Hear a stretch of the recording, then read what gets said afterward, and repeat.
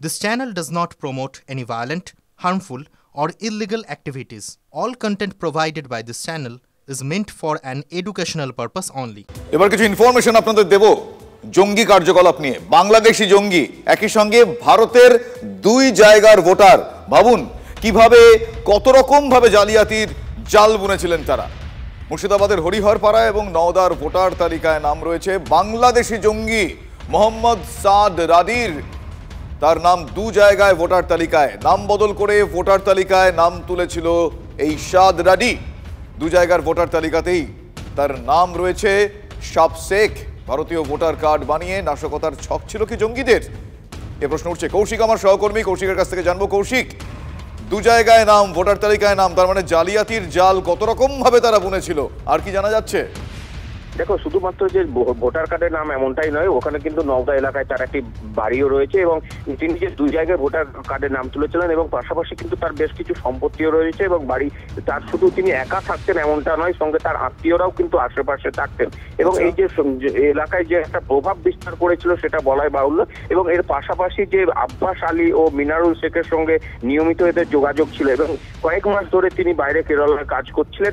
এছাড়াও তিনি বাংলাদেশে তাদের অনেক যারা আত্মীয় রয়েছেন তাদের সাথেও যোগাযোগ ছিল এবং এপারে অনেকে এইরকম ভাবে জালিয়াতি করে আধার কার্ড, ভোটার কার্ড বানিয়ে নেওয়া এবং তারপর এসে এখানে জমি কেনার মতো ঘটনাও ঘটিয়েছে। এই যে এখনো পর্যন্ত যে ঘটনা, এখানে কিন্তু আরো অনেকে জড়িত আছে বলে মনে হচ্ছে।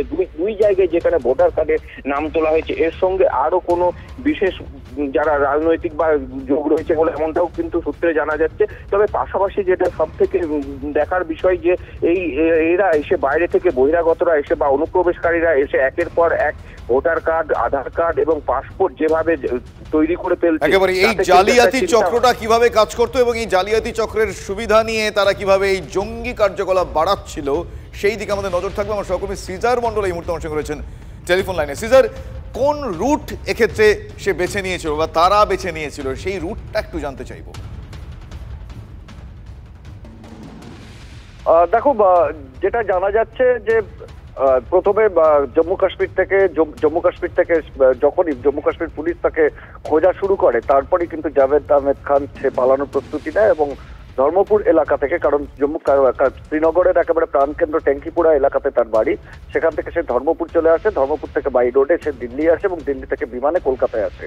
কলকাতায় তার শালা গোলাম গানাই ছিল এবং তার সঙ্গে যোগাযোগ করে সে এখান থেকে ট্রেনে করে পৌঁছায় ক্যানিং। এই রুটেই সে এসেছিল এবং তারপরে যেটা এসটিএফ এর দাবি, সে বাংলাদেশ পালানোর পরিকল্পনা করেছিল, কিন্তু তার আগে তাকে গ্রেপ্তার করা হয় এবং যেটা এসটিএফ এর দাবি যে পাসপোর্ট দিয়ে সে একাধিকবার নেপাল, পাকিস্তান এবং বাংলাদেশে বিভিন্ন সময় গিয়েছে এবং সংগঠনের কাজ করেছে, সংগঠনের বিস্তারের চেষ্টা চালিয়েছে। ধন্যবাদ সিজার।